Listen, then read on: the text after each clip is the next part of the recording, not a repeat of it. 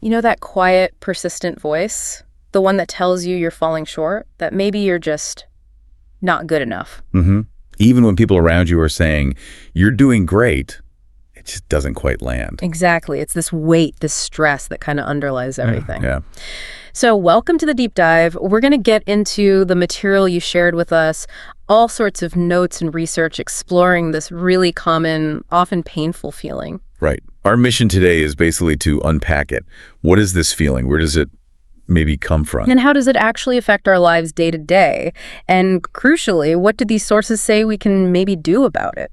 How to build up that self-worth, that confidence. We've got some fascinating stuff here. Clinical perspectives, mindset ideas, even some biology around confidence. Yeah. Going to pull out the key takeaways for you, give you a clearer picture. Okay, so let's start with what is this feeling, really? Because everyone feels insecure sometimes, right? Yeah. That's normal. A bit unsure before a presentation, or maybe you replay a tough conversation. Totally normal. But what the material highlights is that for some people, it's much more than that. It's this constant internal state. Yeah, something that really gets in the way, personally, socially, at work. It's not just occasional doubt, it's feeling fundamentally inadequate. And a really helpful distinction the sources make right off the bat is between self-worth and self-esteem. We kind of use them interchangeably sometimes. Oh, yeah, I do that all the time. Me too. But they point out a difference that's, well, pretty key for understanding this. Okay, so what's the difference then? Self-worth is described as like this core belief in your inherent value, just as a person. I am valuable, full stop. Exactly. I am. It's meant to be stable, fundamental, not really dependent on what you achieve or what others think. The material used that roly-poly toy analogy. Right? Yeah, I love that. The toy with the weight at the bottom, you knock it over, but it always pops back up. Right. That weight is like self-worth, that inner stability, knowing you have value just because you exist. It weathers the storms better. Precisely. Then you have self-esteem. And that's more about I do. Okay, I do, as in It's based on your performance, your skills, what you achieve, how you see your own abilities in different areas. so it's what you think about yourself based on, like, competence, success. Yep. And because of that, it tends to fluctuate way more than self-worth ideally should. Makes sense. You nail a project, self-esteem gets a boost. You bomb something new, it takes a hit. Right. And it's often tied to external stuff, praise, hitting goals, comparing yourself to others. And this distinction matters because, well, you could have high self-esteem in one area, right? Like you're a great coder or a musician. But if that underlying self-worth, that I am part, is low, those achievements might feel hollow or temporary. Yeah, like you don't really deserve the praise because deep down you still believe I'm not enough. And then any setback feels catastrophic because it just confirms that deep-seated fear. Oof. Okay, that clarifies a lot. So if low self-worth is this fundamental issue, where does it actually stem from? What are the roots? The sources point to a few major areas. One that comes up again and again is early life experiences. Adverse childhood experiences. Exactly. Especially negative messages from, authority figures. Parents, teachers, caregivers. Being told you're worthless or stupid or you'll never amount to anything. Yeah. Those messages, when you absorb them during those really formative years, they can get deeply internalized, become part of your core belief system. Like if a kid constantly hears, why can't you get anything right? That can easily twist into an adult belief of, I am not good enough. It plants that seed for the critical inner voice, that feeling of being undeserving. Wow. It really lays the groundwork, doesn't it? It really does. Another root mentioned is experiencing intense helplessness. Helplessness, like Going through a significant loss, maybe. The material mentions profound grief, experiences where you feel utterly powerless, unable to control really important things in your life. I can see that feeling of having no agency. And if those feelings aren't really processed, they can stick around and morph into this general sense of hopelessness, like you just can't cope with life. Which, of course, eats away at your sense of worth. So it's not just childhood or big traumas. What about, like, ongoing situations? Absolutely. The sources talk a lot about the slow burn of toxic environments. Okay, like what? Growing up with constant criticism, maybe emotional neglect, or being in unhealthy adult relationships, manipulation, belittling. Or even work environments, right? Bullying, constant comparison, shame cultures. Definitely. Imagine working somewhere. Your ideas always get shot down. You feel constantly compared, maybe belittled. Even if you are competent, that day in, day out negativity just wears you down. Yeah, it reinforces that inner critic that maybe started way back when. Precisely. It's like dripping water on a stone. Over time, it erodes your positive sense of self. Okay, so we see the potential origins. How does this actually, show up in life? What's the real world impact? It's pretty pervasive and sometimes subtle, even subconscious. The material talks a lot about self-sabotage in relationships and work. Self-sabotage, how does that work? Well, in relationships, if you deeply feel you don't deserve love, you might unconsciously push people away. Like picking fights, being overly critical, creating distance. Exactly. Yeah. And then, when the partner inevitably pulls back because of that behavior, it tragically confirms the original belief. See, I knew they wouldn't stay. I'm not good enough. Wow, that's a painful cycle. A self-fulfilling prophecy. It really is. And you see similar stuff at work. Neglecting duties, missing deadlines, making small, weird mistakes. And the person might not even know why they're doing it. Often not consciously. It stems from that feeling of being undeserving of success. It's super frustrating for them and everyone else. This sounds a lot like imposter syndrome, too, which came up in the sources. Oh, absolutely. Classic manifestation. Especially common in people who are, on paper, very successful. That feeling of being a fraud, like you just lucked out and you're going to get found out any minute. That's the one. You achieve things, degrees, promotions, whatever, but you just can't internalize it. You dismiss compliments. Oh, it was nothing. Anyone could have done it. Right.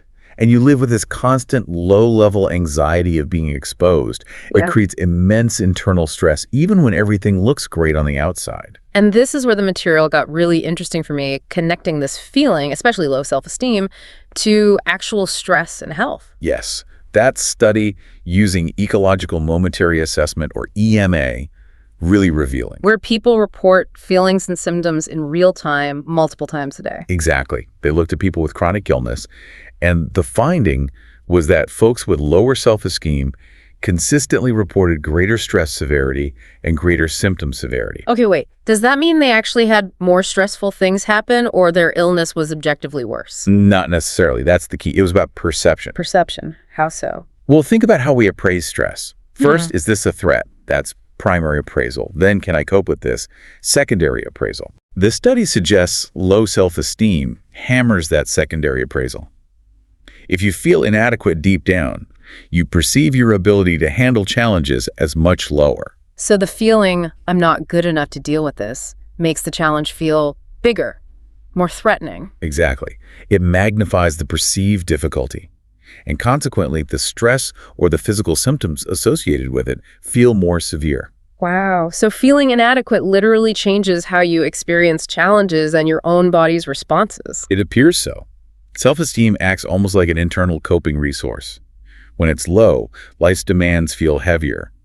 The study also linked low self-esteem to more negative emotions generally and fewer positive ones.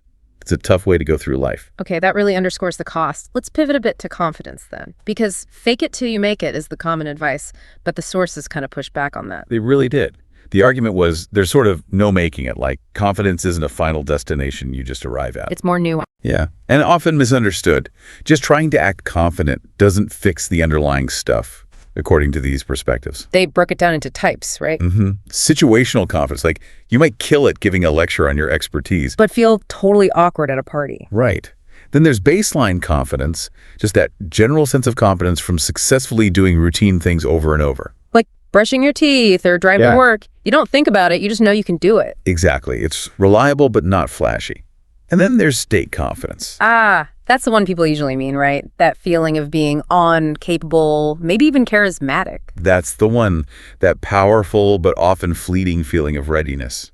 And the key point from the sources was that this state confidence, it's not owned, it's Rented. Yeah.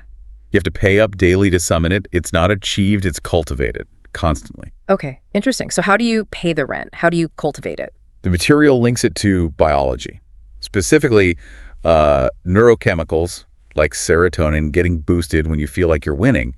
Winning, like actually competing. Not necessarily competing against others, more like feeling like you're making progress, achieving something, succeeding, even in small ways. Subconsciously, that feeling of winning triggers the biology that makes you feel capable. So getting a chain of wins going is the key, not just faking the posture. That's the idea. Yeah. But this ties right back to feeling inadequate. If you're stuck in what the sources call a loser mindset, low confidence thinking patterns, it's really hard to even start that chain of wins. Okay, let's dig into that winner versus loser mindset thing. Important disclaimer. This isn't about labeling people, right? It's about thinking patterns anyone can fall into or shift out of. Absolutely critical point. It's about patterns, not permanent labels. And the sources argue you can't fake confidence effectively if your underlying thinking fits the loser pattern. So what does that pattern look like? Things like envy when others succeed, feeling threatened by their wins, being suspicious of people's motives. Constantly needing validation. Am I doing okay? Do you like this? Yeah, that. Social anxiety, focusing way more on the risks than the opportunities. And the core difference boils down to resources and value. Pretty much. The loser pattern operates from scarcity. The main drive is protecting what you have, status, safety, whatever. Yeah. Because you fear loss. And from that scarcity place, they might try to take value from others. Often, yeah, maybe subtly. Dominating conversations, putting others down slightly, name dropping. It's like interactions are zero sum. Yeah. For me to win, you have to lose. Okay, that's a clear picture.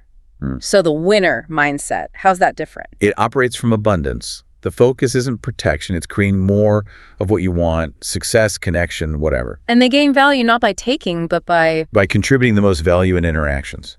Sharing knowledge, being helpful, making things fun, listening well. that idea of contributing value felt really powerful in the sources. It's presented as potentially life-changing, shifting from what can I get to what can I give or create here. That act of contribution apparently reinforces your own sense of worth and capability. It feels like a win in itself. Okay, this gives us a solid framework. Confidence from winning mindset involves creating and contributing. How do we actually do this? What are the practical steps for building self-worth and confidence? Okay, several sources pointed to concrete actions. A big one, especially if you feel stuck in a losing streak, is to deliberately create small wins. Small wins. Like what kind of wins? Not huge career moves. No, much simpler. Things you can do right now. Making your bed, taking out the trash, showering, getting dressed nicely even if you're staying home, a short workout, finishing one tiny annoying task. So it's about the consistency, building momentum. Exactly. You complete these small things, you prove to yourself subconsciously, I am capable, I can do things. It starts a chain of favorable outcomes. The sources suggest trying it consistently for like 2 weeks, especially a good morning routine. Stacking those little wins early, that makes sense. Way less daunting than trying to fake massive confidence you don't feel. Totally. And tied right into the winner mindset is actively contributing value, intentionally focusing on how others can benefit from interacting with you. So making an outing fun for a friend, sharing something useful with a colleague, helping someone without expecting something back right away. All of those. When you see your positive impact, it fights that feeling of being undeserving. It reinforces your own value because you're adding value. There was a nuance there, though, wasn't there? About how you contribute. Oh yeah, important point. The material warns against pouring all your energy into one or two specific people hoping they will repay you. That can lead to feeling used or resentful. So what's the alternative? Contribute more broadly. Help across your network, trusting that value comes back around somehow, not necessarily from the person you help directly. Like broadcasting value, sharing knowledge publicly. Yeah, that idea. It helps more people and can build perceived demand for your unique value or expertise over time. It's strategic generosity, not depletion. Interesting. Okay, beyond small wins and contribution, what about the real basics? Foundational. Basic self-care. Mental and physical. It's not fluffy, it's essential. Eating okay, moving your body, getting enough sleep. These actions tell yourself you're worthy of care. Setting small, manageable goals here helps too. And dealing with that inner critic, the negative self-talk. Mindfulness and meditation practices were strongly recommended. Things like compassion or gratitude meditation. The goal isn't to silence the critic completely, but to notice the thoughts without automatically believing them. See, I'm a failure as just a thought, not reality. That creates space. And gratitude helps counter the comparison trap. Yes, comparison. The sources mention triggers too. Big time. Social media got called out specifically for triggering comparisonitis. Seeing endless highlight reels makes your own life feel inadequate. So curate your feed. Absolutely. Be mindful of how accounts make you feel. Unfollow, mute, take breaks. Protect your mental space online and maybe offline too. Choose supportive environments. And also, gently pushing boundaries. Yes, challenge yourself, but start small. Go to half that party you dread. Speak up for 10 seconds in a meeting. Go out without makeup if that feels scary. Consistency builds resilience. The nerves fade. That's the idea. You build a new track record of capability through repeated small actions. It sounds like a lot of this boils down to proving to yourself, through action and choice, that you are capable and valuable. I think that's a great summary. And a huge piece is redefining success and worth for yourself. Don't let external stuff, followers, money, job titles be your only measure. Because those things are fleeting. They don't fix the core issue. Right. True worth, the sources argue, is internal. Your character, kindness, integrity define your version of a good life, not someone else's. And finally, sometimes this stuff is really deep-seated. Yes, absolutely crucial. If the struggle is intense, long-lasting, maybe tied to trauma, seeking professional help is smart and strong. Therapy can help unpack the roots, give you strategies. Exactly. Identify those underlying causes, learn techniques to reframe thinking, build self-esteem systematically. It can make a massive difference. So, quite a journey we've taken in this deep dive, understanding the difference between self-worth and esteem, seeing the roots, the impacts on stress and health. Yeah, and exploring that winner mindset versus scarcity, the power of contribution. And getting into those practical steps. Small wins, giving value, self-care, mindfulness, managing triggers, small challenges, defining your own success. It's really clear from all this material that building self-worth isn't like reaching a finish line. It's ongoing. A process, a journey of choices and actions, cultivating that inner strength. That roly-poly weight, yeah, so you can bounce back. And thinking about how deeply feeling not good enough can actually amplify challenges and affect us physically. Yeah. It really lands differently. It makes taking action feel even more important, doesn't it? It really does. Yeah. So the final thought to leave you with. If feeling inadequate magnifies challenges, what's one small win you could create for yourself, maybe even today, to start shifting that perception and building that inner core?